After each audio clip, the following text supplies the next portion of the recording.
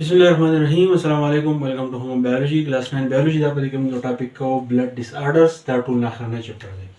blood disorder مطلب دا دی یعنی زموږ په جسم کې چې کومه وینه ده لکه نور چې څنګه زموږ جسم کې نور ځینې کې بیماریاں راځي نو د قشان د دې وینې چې دي د دې خپل بیماریاں دي. تاسو کلاس 9 په بیولوژي کې دوه بیماریاں داسې دي چې هغه د وینې سره تعلق ساتي نه دوه بیماریاں دي چې کومې دي. یو ډیزیز دی یو ډیسارډر دی. ډیسارډر دا دی چې کله زموږ په جسم کې یو سیز یو ټیشو یو سیل خپل پراپر فنکشن نه کوي هغه ته موږ وایو ډیسارډر. هغه زموږ سره دوه قسم دي، یو زموږ سره لیوکیمیا دی بل زموږ سره تلاسیمیا دی.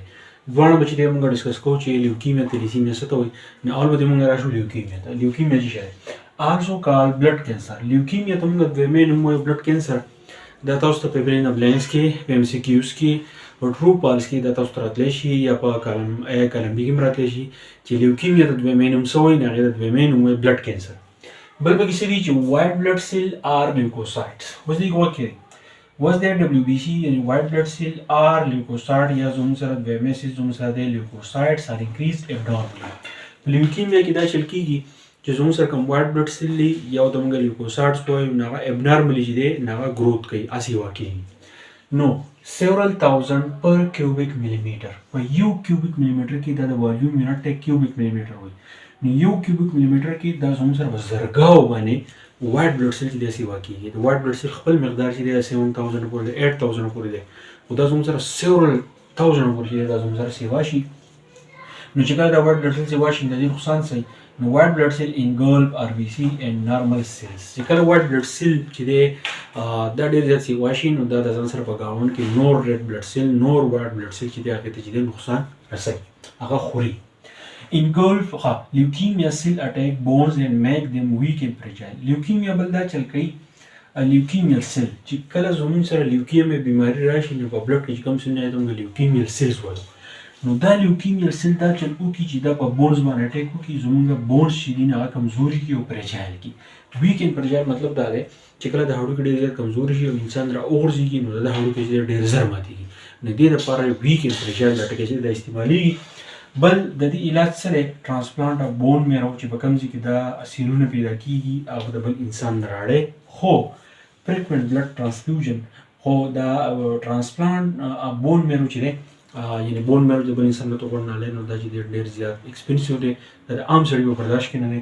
خو فریکوینټ بلډ ټرانسفیوژن چې کله موږ د وینې ایکسچینج کوو نو هغې سره دا کنټرول کېږي بلکل ختمېدی هم شي خو دا زموږ سره په اوله کې چې دی دا زموږ سره کنټرول کول غواړي. دویمه زموږ سره تلاسیمیا ده. نو جینیټیکلی ټرانسمیټډ ډیزیز دا چې ډیزیز دی چې دا د پیرنټس نه اپ سپرینګ ته یعنې بچو ته چې دی پاس کېږي تلاسیمیا. په دې کې څه چې defective mechanism of producing hemoglobin. hemoglobin په صحیح طریقه نه پیدا کېږي یا زموږ سره کوم hemoglobin چې پیدا کېږي هغه خراب وي صحیح کار نه کوي. چې کله دغه hemoglobin زموږ سره صحیح کار نه کوي نو defective hemoglobin cannot transfer oxygen. نو hemoglobin دا کار دی چې د اکسیجن وړي خو چې کله hemoglobin صحیح نه دی نو اکسیجن بیا څوک وړي نو مسله راغله. نو spleen become enlarged. نو کوم red blood cells زموږ سره خراب شي نو هغه په spleen کې کېدای شي د سپلین ته لاړ شي چې په سپلین ته لاړ شي نو هغه زموږ سره څه کېږي د هغې والیوم چې دی هغه سیوا کېږي. بلډ نیډس ټو بي ریپلیسډ ریګولرلی. نو د دې لپاره دا ضروري ده چې موږ بلډ چې دی هغه موږ ایکسچینج کوو باقاعدګۍ سره. نو بون میرو ټرانسپلانټ از ناټ ویری افیکټیو. نو په دې کې موږ پرس کوو موږ بون میرو ټرانسپلانټ د پروسیجر موږ وکړو خو دا هم ډېر زیات افیکټیو چې دی دا نه دی. نو لیوکیمیا د وایټ بلډ سیل مسله ده. تلاسیمیا د ریډ بلډ سیل مسله ده خاص کر د هیموګلوبین سره. تلاسیمیا چې دی دا دوه ټوکه جوړه ګریک ورډ دی. تلس مطلب د سی او هم مطلب د بلډ.